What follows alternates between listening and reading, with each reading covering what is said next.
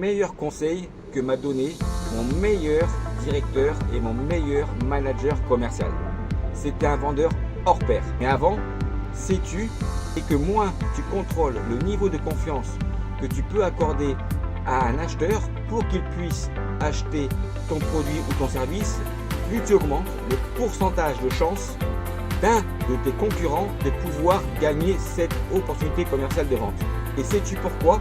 Tout simplement parce que la chance est un événement externe et indépendant de ta volonté qui va transformer un événement en quelque chose de positif. Donc, moins tu contrôles le niveau de confiance que tu peux accorder à un prospect pour le transformer en client, plus tu augmentes le pourcentage de chance de tes concurrents de pouvoir gagner ce deal. Et maintenant, je vais te donner mes 3 meilleurs conseils. Le premier conseil que je peux te donner, que j'ai reçu de mon meilleur manager commercial, est de ne jamais faire confiance à un client avant qu'il ne signe un bon de commande. Ne jamais faire confiance à un client avant qu'il puisse acheter ton produit ou ton service. Le deuxième point que ce manager m'a donné est de me dire, malgré le fait de pouvoir être sympathique et empathique vis-à-vis de tes prospects pour les transformer en clients, et de me dire, il faut absolument, Jean-Marc, si tu veux monter ton niveau, que tu puisses devenir un peu plus parano. Voilà le deuxième conseil que m'a donné mon meilleur manager, et de me dire d'être un peu plus parano, sans pour autant être complètement parano. Et à travers ces 2 conseils, vous allez voir tout ce qui va changer pour vous. Et maintenant, mon troisième conseil, qui vient justement de mon meilleur manager, est d'aller voir la vidéo que j'ai réalisée sur comment réaliser un win-back de vente. Je vais mettre sous cette vidéo le lien de cette vidéo, comment réaliser un win-back de vente, et j'espère que ces 3 conseils seront pour toi quelque chose d'important. Et si tu le souhaites, tu peux me mettre en commentaire sur ce que j'ai dit en introduction de cette vidéo. Justement, ne pas donner à ton client d'avoir un autre choix que celui de te faire confiance.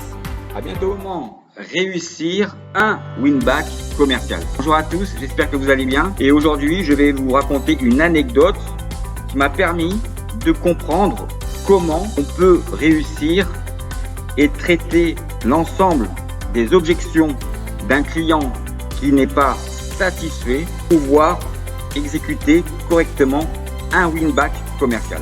Alors je vous explique le contexte. Je venais d'arriver dans ma 2e société de vente de logiciels de CRM. J'avais négocié, m'occuper aussi d'une partie du parc client pour pouvoir leur vendre des licences complémentaires en attendant que je puisse, à travers une prospection, avoir aussi mes premiers clients. Et en même temps donc que je prospectais, je relançais tous les clients que je devais avoir dans la gestion de mon portefeuille pour savoir où ils en étaient dans leur projet, s'ils souhaitaient acheter des licences complémentaires, etc., pour faire connaissance et comprendre pourquoi j'avais choisi à l'époque Business Manager par rapport à d'autres logiciels. Et je tombe sur un client vraiment en colère, mais vraiment très insatisfait, à tel point qu'il souhaitait arrêter son projet et qu'on lui rembourse les licences et les premières prestations de services que l'on avait commencé à réaliser. Moi, ne connaissant pas le contexte, j'ai simplement proposé de faire remonter l'information en interne pour pouvoir savoir ce qu'on pouvait faire ou pas. Donc, je vais voir le patron de ma société, je lui explique le problème en lui donnant l'ensemble des points que le client m'avait notifié. Là, mon patron me dit, Jean-Marc, explique bien ce que tu vas faire et comment tu vas le faire. La première chose que tu vas faire, c'est que tu vas rappeler maintenant ce client-là pour prendre un rendez-vous en fonction de sa convenance dans mon bureau. Surtout, tu ne diras rien. Tu vas simplement regarder et observer tout ce que je vais faire. Ok, pas de problème. Donc, je rappelle le client, je prends un rendez-vous et bien sûr, le jour de ce rendez-vous, croyez-moi, le rendez-vous était très tendu. On ne se tutoyait pas. Donc là, c'était vraiment très tendu. Il y avait de l'argent en jeu. Il y avait un projet de CRM qui était important pour cette entreprise. C'était déjà à l'époque un projet conséquent. Et là, mon patron interroge ce client-là et il lui demande de lister tous les points que m'a fait part ce client-là lors de notre entretien téléphonique. À ce moment-là, Le patron a simplement demandé, maintenant, avez-vous de nouvelles critiques à émettre pour justifier le fait d'arrêter le projet et de vouloir qu'on puisse vous rembourser? Le client réfléchit et effectivement, il rajoute quelques points. Mais à aucun moment, mon patron n'a voulu traiter les points. Le premier point, y répondre. Le deuxième point, y répondre, etc. Il a d'abord souhaité avoir une liste exhaustive de tous les points critiques. Et à partir de là, il a posé une question de confiance à notre client. On a noté, et vous avez effectivement identifié tous les points. Vous êtes sûr qu'il n'y en a pas d'autres? Vous êtes bien sûr? Le client a répondu oui, il n'y en a pas d'autres. Maintenant, si on arrive ensemble à répondre à l'ensemble de ces points-là, écoutez-vous, continuez à nous faire confiance. Le client a répondu oui, si nous pouvons ensemble répondre favorablement à ces points, il n'y a aucune raison de ne pas continuer à vous faire confiance. À partir de là, ensemble, ils ont pris tous les points pour identifier d'où venait le problème. Est-ce que c'est un problème chez le client ou chez nous, ou en tous les cas un problème lié au logiciel, et trouver le cheminement de solutions à mettre en place. Et à la fin, le client était satisfait de toutes les réponses que le patron a pu lui apporter. Croyez-moi ou pas, le patron a même réussi pendant cet entretien et à la fin de l'entretien de lui faire signer un nouveau bon de commande pour 15 licences supplémentaires. Alors quand vous voyez ça de vos propres yeux, vous comprenez le mécanisme, vous vous dire waouh, ça c'est très fort. Respect. C'est peut-être aussi à partir de là que j'ai commencé à comprendre le mécanisme du fonctionnement du closing, puisque là on est dans une phase de win-back.